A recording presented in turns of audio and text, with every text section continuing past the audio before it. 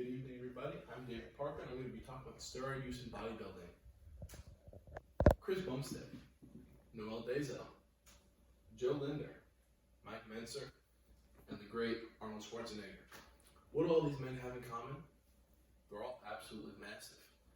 So as of lately, there's been a large rise in popularity for the gym, and with all the benefits it can bring, it also comes with some downsides and drawbacks. Some people don't like how long progress takes. Some people feel they've reached a natural limit, and some people just want the superhuman arm look. So what is the answer for people when they have wants and needs like this? Usually they turn to steroids. Today, I'll be talking about 3 different types of steroids that people take, and as well as the impacts they have on your body. So the most 3 common steroids you'll find is TRT, which is testosterone replacement therapy, SARMs, selective androgen receptive modulators, and peptides. So those types of steroids, TRT works by directly adding testosterone into your bloodstream, bypassing the body's need to produce it. Medicinally, it is used to treat men with low testosterone. SARMs are not testosterone. However, they are compounds that look similar to testosterone and will bind to the same receptors, and they help with muscle growth. Peptides, instead of pretending to be testosterone or actually being testosterone, signal your body to create more testosterone and other enzymes for muscle synthesis. So, before I continue, what even are steroids? Steroids are used to help build muscle tissue and increase body mass by acting like the body's natural male hormone, testosterone. They also help improve competitiveness, performance, as well as endurance, according to the New York Department of Health. Some common misconceptions that people have about steroids that are popular float around. So the first one being that they're illegal.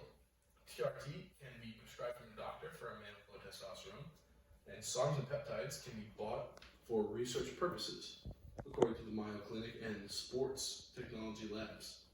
Another misconception is that they make you violent.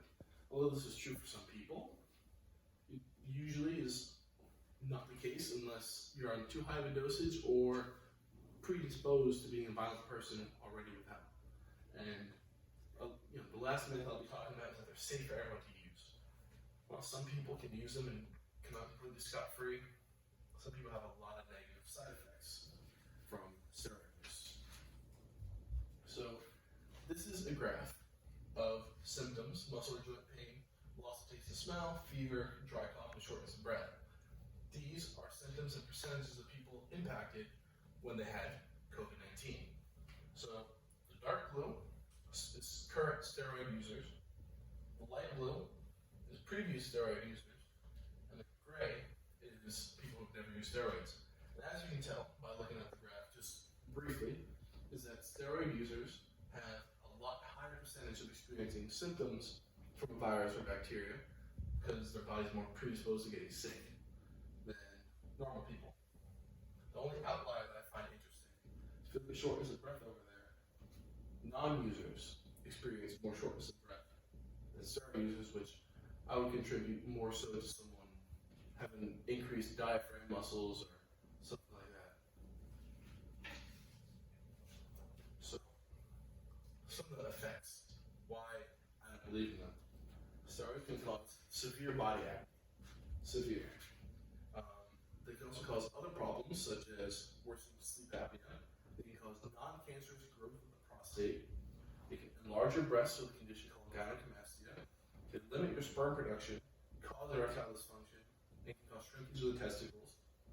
They can increase the likelihood of blood clots, causing stuff like heart attacks and arteries bursting, which is not good. And they have other negative effects that are still unknown because some of these peptide and SARMs compounds are still really new. So, what should we do about these? Steroids, in my opinion, should be banned and treated like other heavy drugs that cause addiction and negative impacts to the body. And it may seem like an impossible request.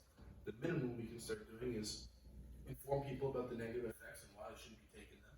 And if you know someone that's taking them, try to get them to stop. So, steroids are addictive, very easy to abuse, and they kill 1.3% of users. And you may hear that and go, oh, that's not a very high statistic. You have 1,000 people, 13 people are dying, which is unfortunate. You don't want that many people dying. Those people have families, they have jobs, they have friends. We need to put an end to people dying over something that can be possible through hard work. So, in conclusion, steroids are not the answer. So they won't kill you quickly, and sometimes not at all, but they have major drawbacks, like I talked about, and aren't healthy for your body to absorb. It is 100% possible to become large naturally.